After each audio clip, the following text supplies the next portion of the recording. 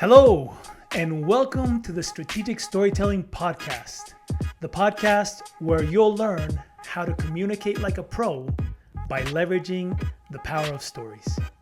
I'm your host, Cesar Castro, and like in every episode, I just want to say thank you. Thank you for taking the time to connect, to want to listen, and to want to learn what I believe is the most important communication and public speaking skill that you can develop, which is strategic storytelling.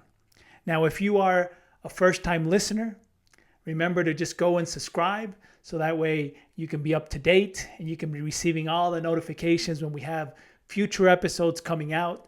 This strategic storytelling podcast is a huge project that I've built out this year where we're going to be uploading a lot of episodes during 2024.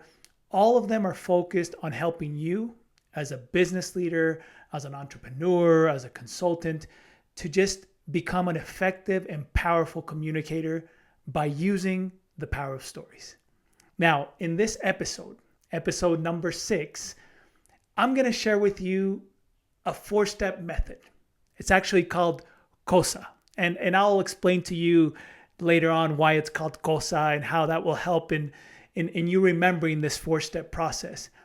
But I can guarantee you one thing, and I'm pretty certain about this because I've taught this 4-step method to thousands of business leaders and professionals. And one of the things that they always say after they learn this method is that this is a before and after. This episode will be a before and after for you. This will be a game changer in how you structure and how you craft great, powerful, strategic stories. Now, the reason why I think this is important, why storytelling, and especially in this era that we live in is important, is because we are inundated and saturated with information. I mean, you probably live this every day, right? You are bombarded by ads, by videos, by social media. And it's really, I think it's never been harder to stand out and just really grab our audience's attention like it is now. So in one way, it's easy now because we all have different mediums and different ways that we can create content and reach our audience. But at the same time, when you have a saturated now playing field, it becomes much harder to stand out. And the secret to stand out is actually based on a psychological learning principle. And here it is. And I want you to tattoo this principle into your brain. Human beings, we are not good at just remembering information. Okay, we're not very good at that. We are good at remembering information when it comes wrapped in emotion. And I'm going to repeat this because, again, I think this is a crucial psychological learning principle. We don't remember information just by itself. We remember information when it comes wrapped in emotion.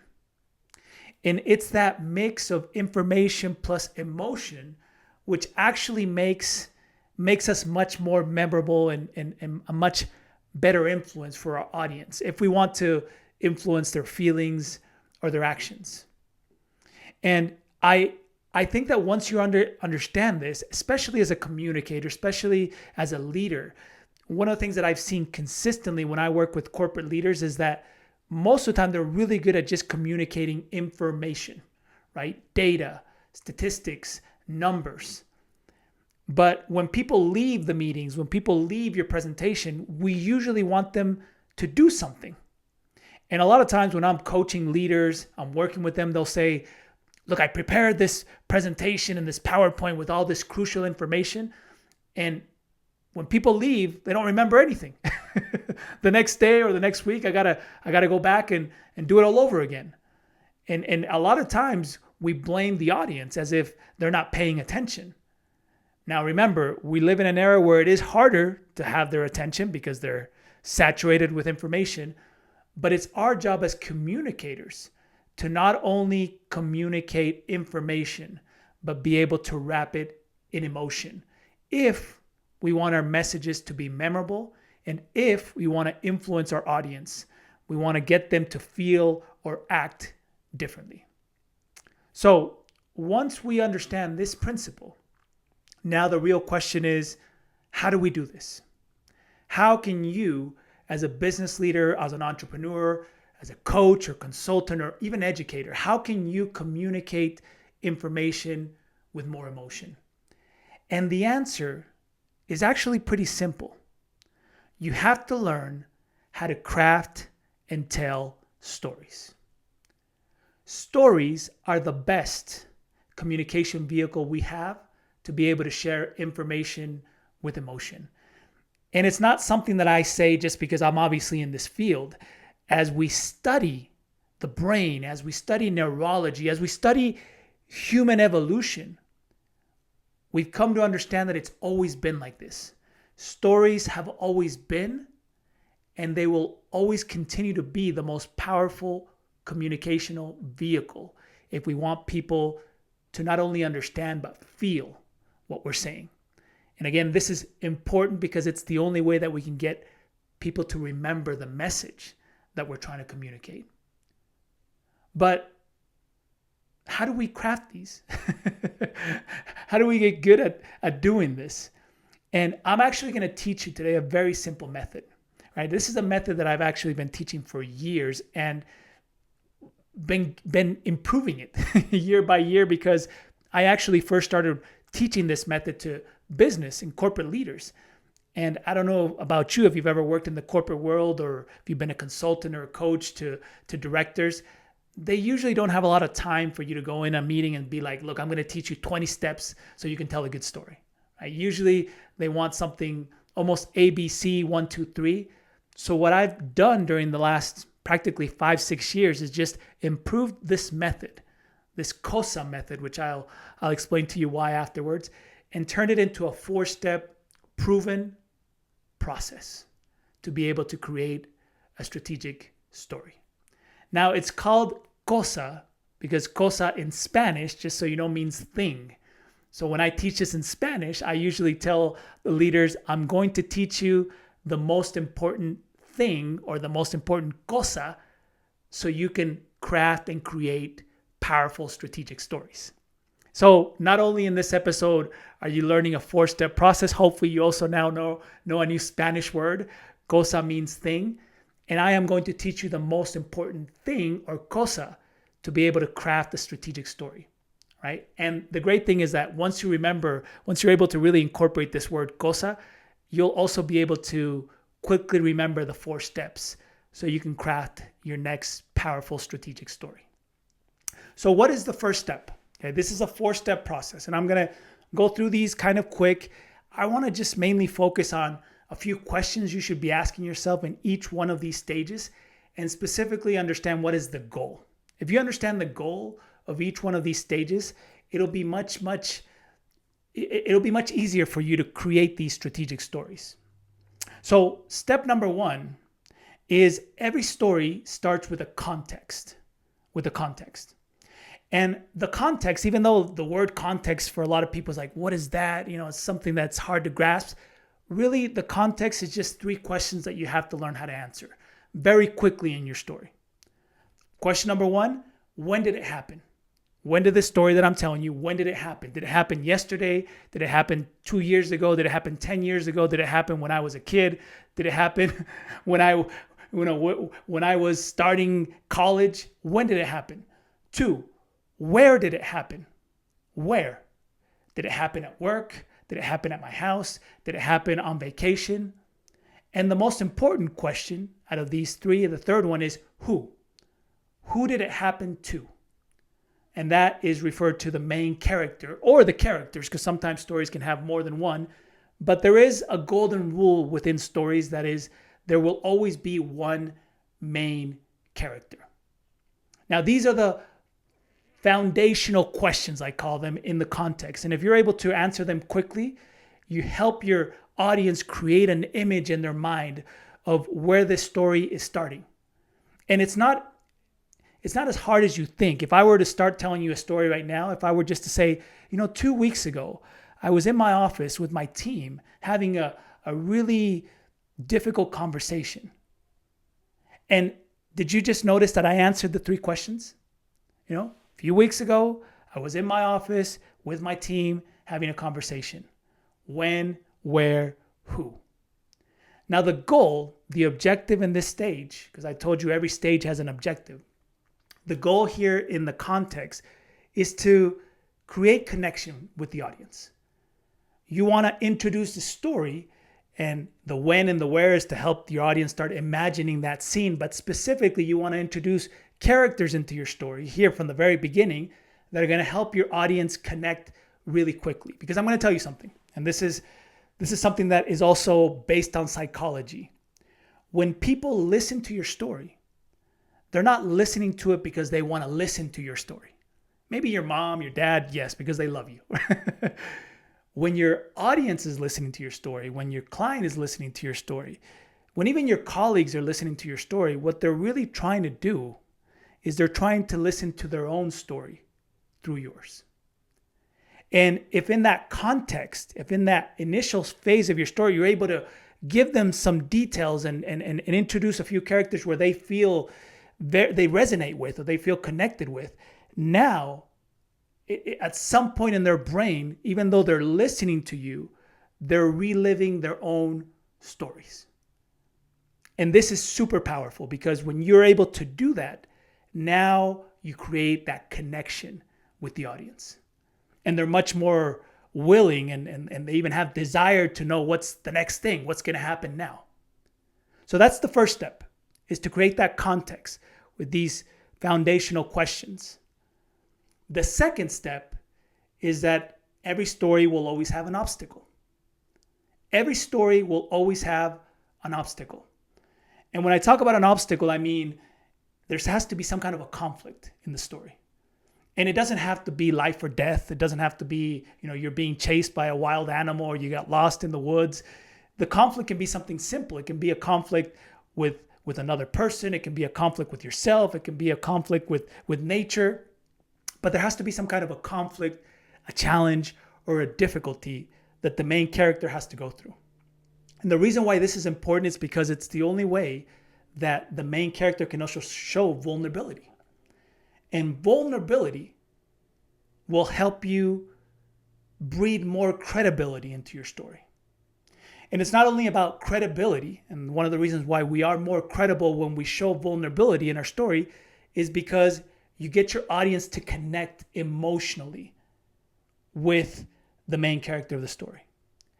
And if there's one place in a story that I usually see, especially in the corporate world and even entrepreneurs when they're presenting their products or their services, where I see them always make a mistake is in this part where they don't show any kind of vulnerability.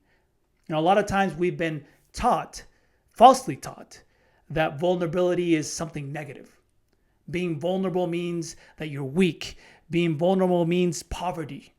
When the true meaning of vulnerability, which comes from psychology, is just the ability and the honesty to show and express emotions. And when we as human beings show vulnerability, in this case, when we're telling a story in the obstacle or the conflict, we have to show obviously the vulnerability.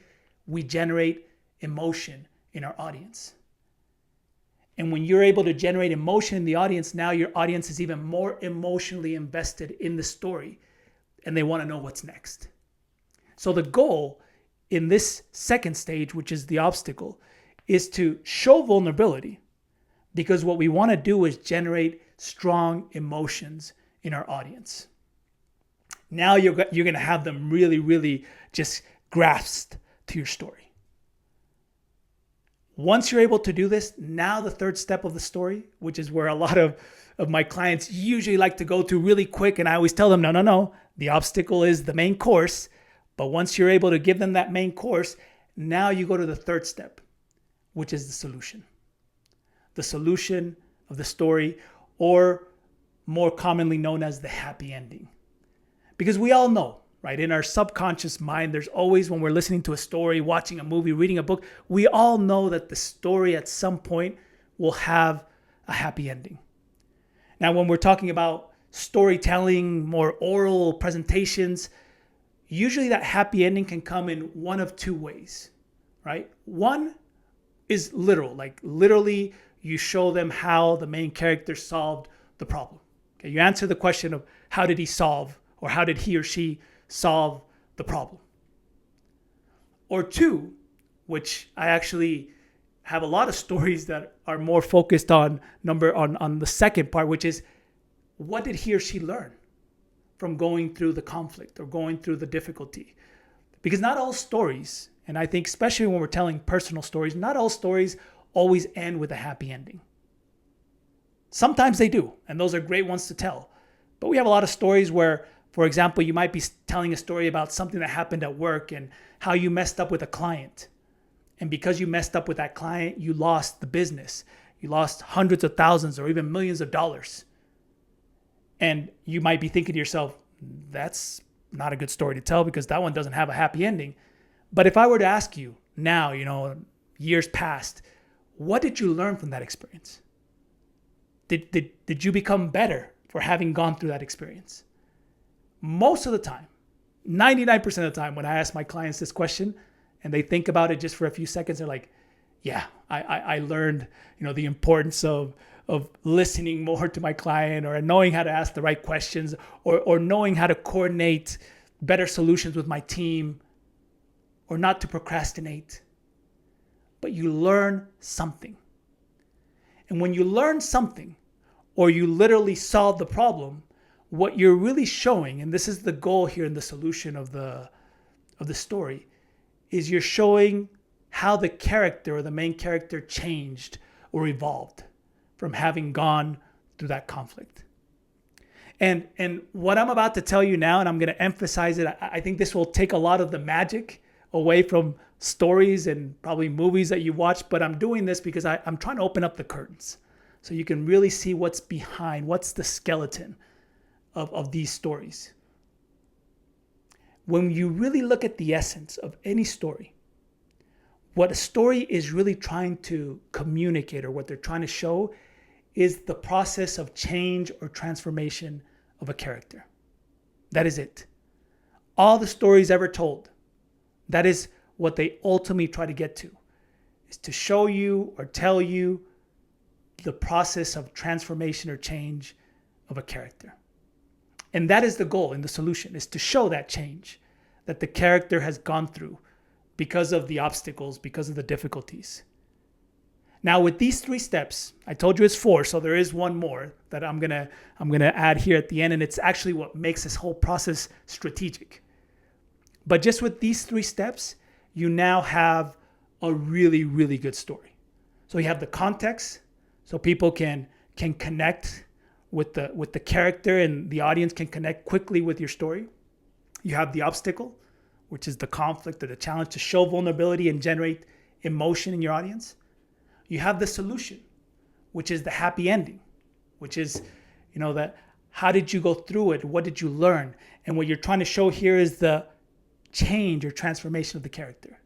Those 3 steps, if you just apply them right now to the stories that you already have, you'll notice a huge difference. And you'll probably see that you're missing sometimes certain elements. Maybe you skipped the obstacle, or maybe you never got to the solution, or maybe the context, you weren't able to create the connection quickly with the audience. If any of these 3 steps previous, you don't really get the objective, you don't reach the goal, the story loses a lot of its power. Now the 4th step, and this is what makes this whole process strategic. The 4th step in this model, COSA model, is the application. The application. And what do I mean by the application? The application is answering the question of, how does this apply to them, to the audience? What does it have to do with them? So in the application is where you would connect, where you would, in a way, glue the big idea or the big message that you're trying to communicate with your story. So you have to remember something. And this is another important principle. Even though we're talking about how to craft a good story, ultimately the story is just the means to an end. The story is just the vehicle to communicate a powerful idea or message that you believe, if the audience is able to understand rationally and feel emotionally, it will create change, will create transformation in their life.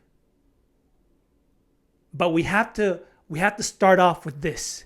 We have to always start off with, okay, I'm crafting a great story. I want the story to be emotional. I want the story to connect. I want the story to show change. But ultimately, I want to connect to the story at the end, the message or the idea that I'm trying to communicate to the audience, to be able to influence or inspire them to change.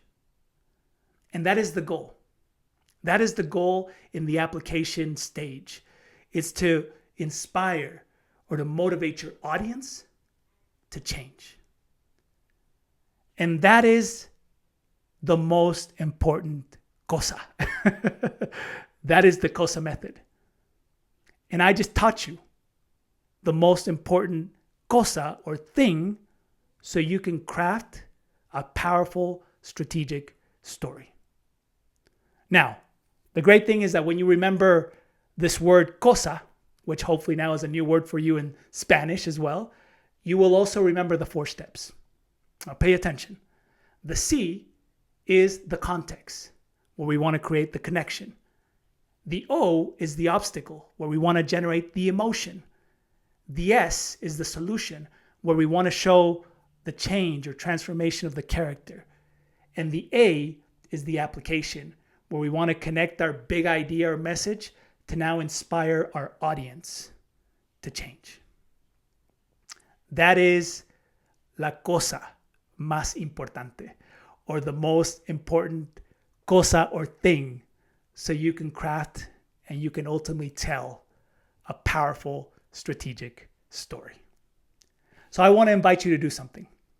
You already probably have 1, 2, 3 stories that you're usually using, right? Constantly using with your team, or you're using for your brand, or you're using with your clients. I want you to grab one of these stories and filter it with the COSA method, right? Use these 4 steps and just pass it through, pass it through the COSA method. And you'll see how much simpler, how much more fluid, and how much more impactful your story will become.